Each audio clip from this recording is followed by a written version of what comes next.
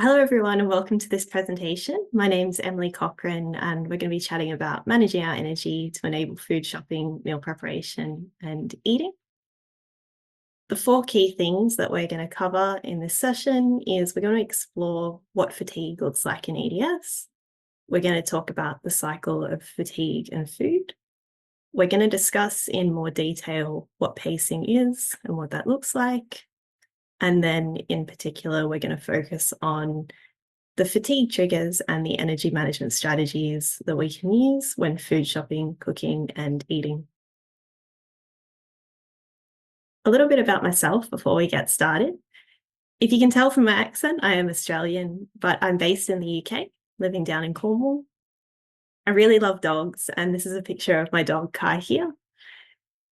These are the conditions that I'm diagnosed with, and they were my motivation for actually pursuing the profession that I'm in at the moment. And that profession is working as a clinical exercise physiologist. The word exercise can be quite daunting when we're living with fatigue.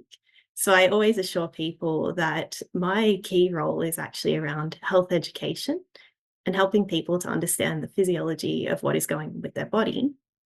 Because the more that we can understand about our conditions like POTS, EDS, fatigue, the easier it is for us to actually pick management strategies to help with this. Once we're really good at that, then we can look at increasing our activity levels over time. On top of this, I am doing some doctoral research at the University of Bath, so specifically studying POTS and fatigue. And I am lucky enough to be part of the EDS Society's research consortium for pain and fatigue. So why do we see fatigue in EDS? This is a really interesting one. And I always explain to people that there's a lot of things that we still don't know about fatigue in general. But in regard to EDS, it's a very widespread condition. And this means that there can be lots of areas of our body that are affected.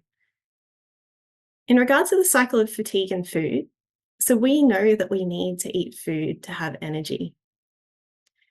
But to access food, these tasks that are involved, they could cause us to feel fatigued as well.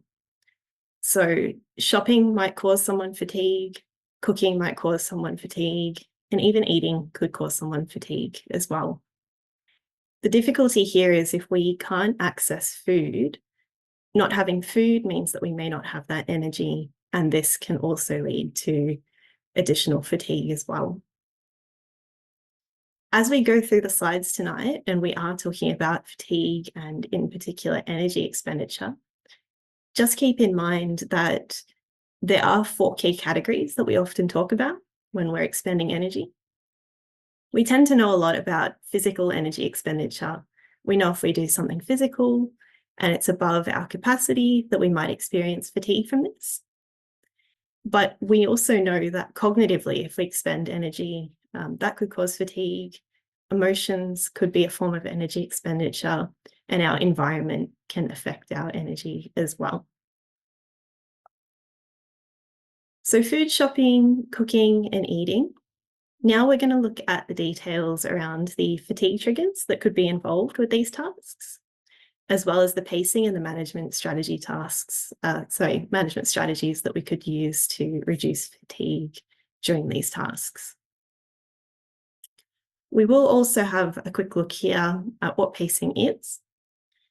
So pacing is an energy management strategy, and it's a very foundational one. It can be very different from situation to situation and also from person to person. So it is a very challenging thing for me to summarize in a nutshell in such a short space of time.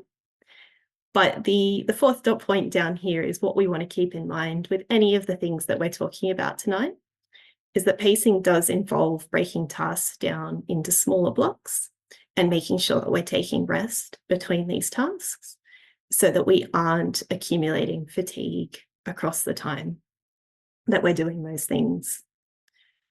Another key component that we will see quite a bit of tonight as well as we go is forward planning and preparing management strategies in advance to help minimize any fatigue that we might experience with these tasks as well.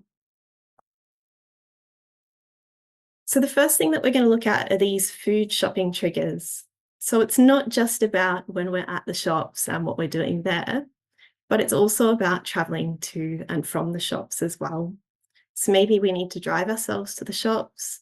Maybe somebody is giving us a lift, or maybe we're having to take public transport to get there. When we're at the shops, we're having to locate products. Locating the products, cognitively, we're thinking about that, but physically, we're also moving about the store. So getting to where those products are, putting them in our basket. We're having to think about what we need to buy. So we're having to remember that cognitively. We're having to deal with the senses in the environment. So all of that sensory processing, whether it be light, sound, people around us. There can be a lot going on in these environments. Not only that, but interacting with people. So maybe we're interacting with the person that has come to the shops with us. Maybe we've bumped into somebody that we know at the shops, or maybe we're having to chat to the person at the checkout as well on the way through. Thinking about payments or making the payments themselves. So personally, I'm quite terrible with this, and I won't necessarily think in advance, how much money do I need for what we are buying at the shops? This means that I need to expend more cognitive energy to make transfers. Then maybe there might not be internet, or having to work out how to get internet access. So that's something that can affect us too. But these are the strategies. So these are strategies that we can use to make these situations a little bit easier for us, to help reduce the likelihood that we will develop fatigue in these situations. One of the fantastic popular things right now is online grocery shopping. So we can jump online, we can put our orders together, and we can have those items delivered to our house. This is fantastic because we don't need to go out and go to the shops. It also means that we can pace ourselves really well when we are putting together that order, because maybe we spend a couple of minutes putting a few things into that online basket, we have a break, and then we can come back to creating that shopping list online. This, of course, isn't for everyone, and there's lots of reasons why this might not be available to us. It could be to do with our living situation, etc. So if we do need to go to the store still, have a think about that process of getting to and from the shops. So can we get a lift with somebody? If we are getting a lift with somebody, can they actually help us with the shopping as well? Can they come in, help us carry baskets? Can they do some of the walking to the things that are on the far side of the store? Help us to remember different bits and pieces. Shopping trolleys are fantastic over baskets. They mean that we don't need to carry the things around with us. I always recommend the smaller shopping trolleys that are raised, because these are going to be a lot more accessible for people who are hypermobile or have orthostatic intolerance, so that they're not having to bend all the way down into a big trolley to access things. Not only is it great for not having to carry things around, but they can be a really good support for us as well. So we could lean on the trolley while we're shopping, and they can help us feel a little bit more stable. You can plan and you can map out stores beforehand. I always encourage people to go to a shopping centre or a supermarket that they're familiar with, because they will know where things are in the aisle, and then they can plan their walking around the shopping centre, instead of not being sure where things are and feeling like you're walking all over the place and having to think about what it is or where things are. Sensory management. So if we're trying to reduce the noise, the light, you can use things like noise cancelling earphones, sunglasses, hats, hoods. It's easy for me to sit here and make these recommendations, but I understand that we need to pick the ones that we're comfortable with. Some of my patients, they don't like to wear sunglasses inside, and that's fine. So just have a think about what might be helpful for you. The time of day that we go shopping can make a big difference as well. So we could work out what time of day is quietest to go shopping, so that we don't have lots of people around us, and we're not having to deal with as many interactions. In Australia, actually, they have what we call a sensory hour, and it's usually about 11 o'clock in the morning. they'll dim the lights, and they'll turn off the music so that people are feeling less stimulated by the environment. So if you think that something like that might be accessible to you in your area, definitely have a look into it. And always creating a shopping list in advance so that you're not having to remember everything. It is a lot of pressure to be putting on ourselves to remember what we need to buy. There are some fantastic apps out there now where you can list what you need to purchase at the shops, and you can just tick them off as you go so that you know you've got exactly everything that you need. And the last one there is budgeting in advance, just making sure that you do have that money in your bank account ahead of time. So now that we have our food from the shops, we've got to think about how we're going to cook it. And these are some of the most common triggers that I hear from people.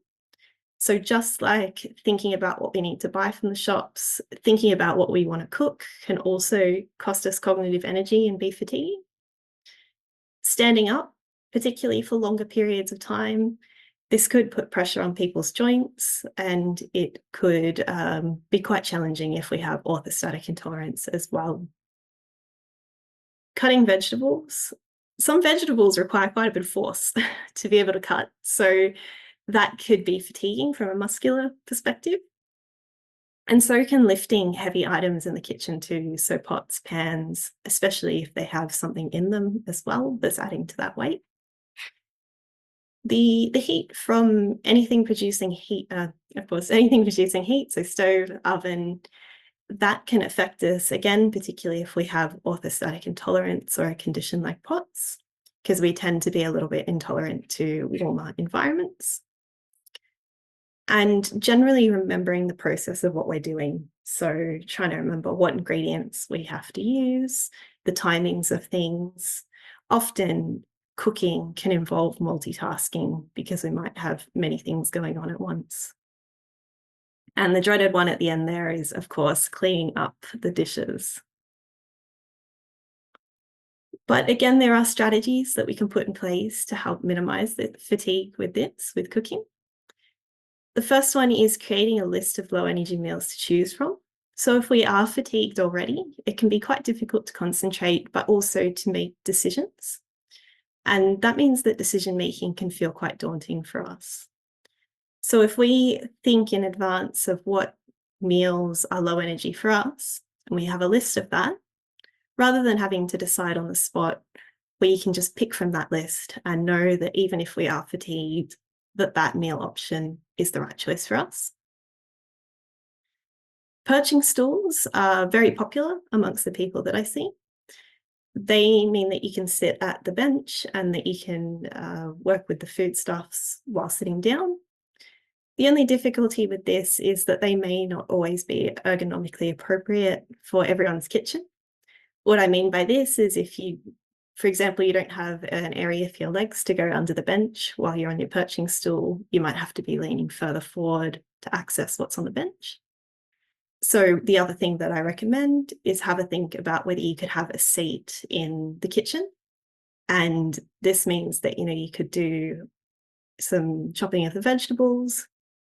You could go and have a seat, have a rest, pace yourself, and then get up and go on to the next task. So this is really dependent on our preference and also our kitchen setup. Pre-cut, so anything pre-cut is fantastic. Whether we're pre-cutting that during the day, so that when we go to cook, it's already ready for us, or whether we're purchasing pre-cut vegetables or pre-cut meat, it doesn't matter. But the joys of pre-cutting is that we can reduce the time that we're spending in the kitchen. So it is a really, really good pacing strategy where when we go to cook, say in the evening, we don't have to spend as long with that process of cooking because we've already organized for that to be done earlier in the day or bought things from the store that are pre-cut. Any utensils that are hypermobile friendly are fantastic. So wide grip items usually are a bit better when it comes to our hand grips. And smaller pots and pans, the smaller that item is, the lighter it's going to be and easier it is to move, lift, and also to clean at the end as well.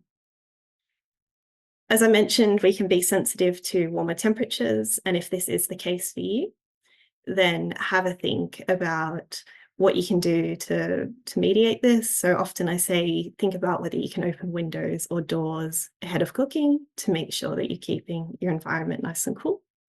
If you're lucky enough to have air conditioning, then definitely have a think about that too. And following recipes or a written process is going to help us to not have to think about each step as we go and take some of that pressure off us cognitively.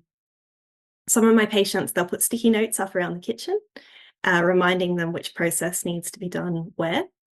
And timers can be fantastic for keeping track of when we need to move on to the next process, or even when we need to take a break as well, or how long we should be taking a break for our pacing. Then in regard to cleaning up, so I know some people recommend the clean as you go method, so that at the end you're not having to deal with dishes. If that method works for you, fantastic, that's great. But the difficulty with the clean as you go method is that it can interrupt our pacing sometimes. So if we're cleaning instead of taking breaks, then we might accumulate more fatigue over the process of cooking, rather than saying, I'm going to leave the dishes till later and make sure that I'm not multitasking. I'm just focusing on the cooking. And it is okay to leave the dishes if we need to clean up the next day, the next week. That's fine. Do not put pressure on yourself. And if we're lucky enough and we can delegate these tasks, do have a think about that too. Then from an eating trigger perspective, one of the big challenges that I see, especially for people in the morning, is actually being able to raise their food or their drink to their mouth, because they can be quite fatigued, especially in their arms, and it can be muscularly fatiguing to lift food up. Then we also have chewing, so that might involve fatigue of the muscles. You could have issues with subluxations of the jaw, or you might have jaw pain as well. Shortness of breath is not unusual if we do have conditions like orthostatic intolerance alongside our EDS or hypermobility. And getting food from the kitchen, so accessing the food, can then make us more fatigued to eat as well. And any sort of multitasking, whether it's to do with eating or any of the things that we have or will talk about tonight.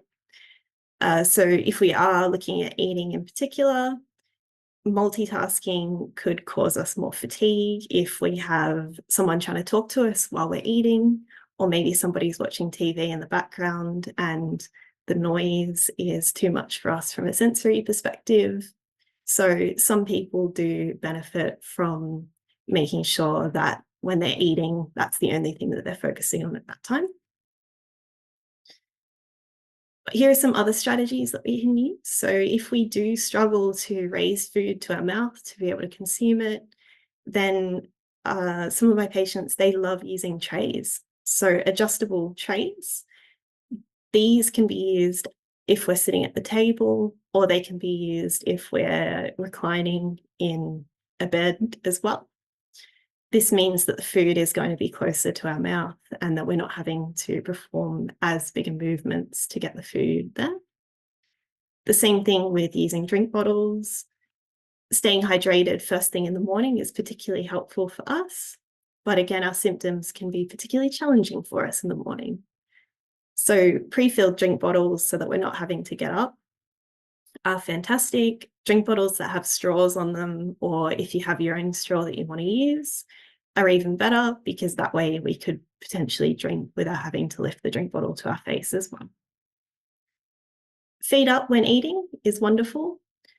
So when we eat, we do require more blood flow to be redirected to our digestive system, and this can be a bit of a stress on our circulatory system. So if we raise our feet up, we're reducing the impact of gravity on our body, making it easier to redirect blood flow to our digestive system. If we have jaw pain, jaw fatigue, weakness, subluxations, soft foods are always going to be a good option there. And portion sizes are something that we want to keep in mind as well.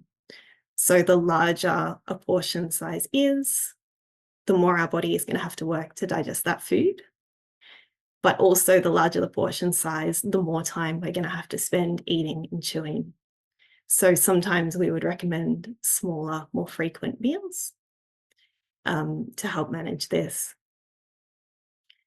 Pre-made food, whether it's batch cooking, whether it's things that we've ordered, that can be really helpful. I pair this too with pre-made snack packs. So these could be little packs that you've made yourself that you keep around the home so that food is always accessible in the area that you're in. So for example, if you spend a lot of your time in bed, then you make sure that you have your pre-packed muesli bars, biscuits, whatever it is, in your bedside drawer, so that if you do need access to food, you're not having to necessarily get up to access that. Or alternatively, if you spend time on the couch, then making sure you've got one of these snack packs prepared on the coffee table for the same reason. And I always encourage people, make sure that it is sealed food, because you do not want to leave anything unsealed around the house in case you've got pets or we're bringing in pests or anything to the house. And just a few general considerations. This applies to all of the situations that we've talked about tonight. We need to keep in mind that mainstream advice is not going to be appropriate for everybody. So we need to think about what is right for us. I put together some common triggers and common strategies that I see in patients that I've worked with before, but this doesn't mean that it's going to be exactly the same triggers or exactly the same strategies for everybody.